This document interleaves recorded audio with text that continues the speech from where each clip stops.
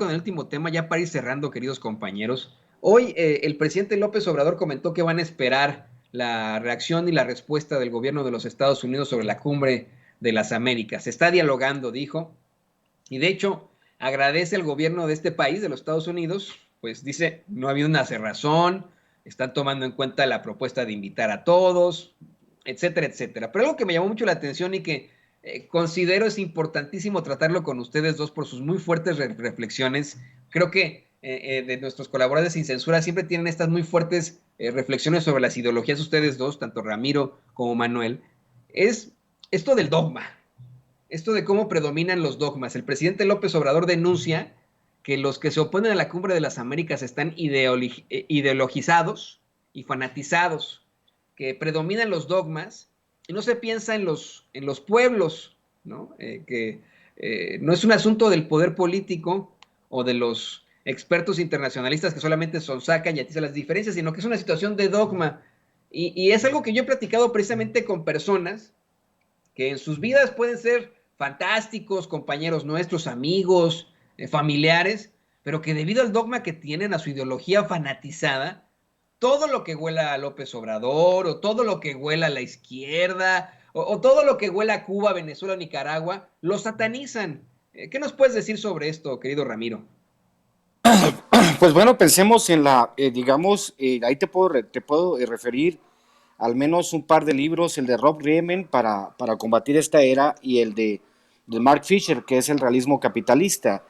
Pero si vamos un poco hacia atrás, obviamente entendemos que interiorizar los valores capitalistas, pues fue un trabajo que empezó con Miguel de la Madrid. Obviamente al llegar a esta construcción del esfuerzo individual, porque al final de cuentas estamos ante una batalla, yo lo digo en el pequeño chat ilustrado, una batalla que perdió la derecha, la guerra cultural la perdió la derecha en cuanto a ideología. Es por eso que vemos estas circunstancias inéditas donde se dice no, si no van Cuba, Nicaragua y Venezuela, pues nosotros no vamos a ir, con todo el respeto. ¿Por qué? Porque hay un cambio y hay una circunstancia donde hay una guerra cultural que se perdió precisamente porque esta interiorización, por lo que tú mismo planteabas, mi querido Toño, la idea de que todo lo que huele a izquierda y a López Obrador es mala, porque tiene que ver con esta cultura que se fue trabajando desde principios de los 90 de que el pobre es pobre porque quiere, tú sabes, ¿no? Los clásicos mantras aventados por la derecha, la medida de tu éxito, la medida de tu esfuerzo, la proliferación de charlatanes de la superación personal para decirte que no, que tú eras el culpable de tus problemas y tú, solamente tú, podías trascender esa circunstancia. Entonces, pues te pones a pensar y dices, pues no, así no funciona el sistema. O sea, muchas de las crisis que nosotros tenemos, crisis ideológicas, educativas, sociales, son básicamente sistémicas. Esto es un sistema como el neoliberal que fue excluyendo a gran parte de la sociedad y que hizo que esa otra parte de la sociedad que se considera de clase media se volviera excluyente también, aunque de cierta manera es su naturaleza. Pero pues, obviamente cuando medimos las clases medias en los países descubrimos que hasta la inmensa mayoría de la clase media mexicana es pobre con respecto a estándares internacionales. Entonces, pues obviamente lo que se plantea es un reacomodo de piezas. Estados Unidos no puede seguir jodiendo y no puede seguir trayendo a la discusión asuntos, dogmas de la Guerra Fría.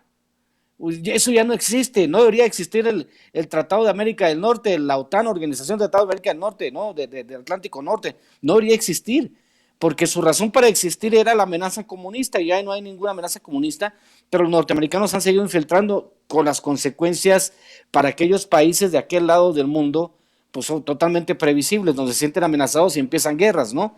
Entonces, esta circunstancia tan importante, por eso yo siempre recomiendo la Sociedad del Cansancio de Byung-Chul Han, a Rob Riemann para combatir esta era, porque también Rob Riemann lo dice en su libro, dice que el fascismo nunca se va, siempre está en estado, en estado de dormido, pero de repente se reactiva, y las circunstancias en las cuales el fascismo va renaciendo en muchos lugares es una muestra clara de lo que está sucediendo en esta era. Y lo mismo Mark Fisher cuando habla del realismo capitalista, yo siempre lo recomiendo y por ahí debe andar Para los que no tengan lana, por ahí debe andar circulando el PDF para que lo vean y entiendan lo que les estoy diciendo.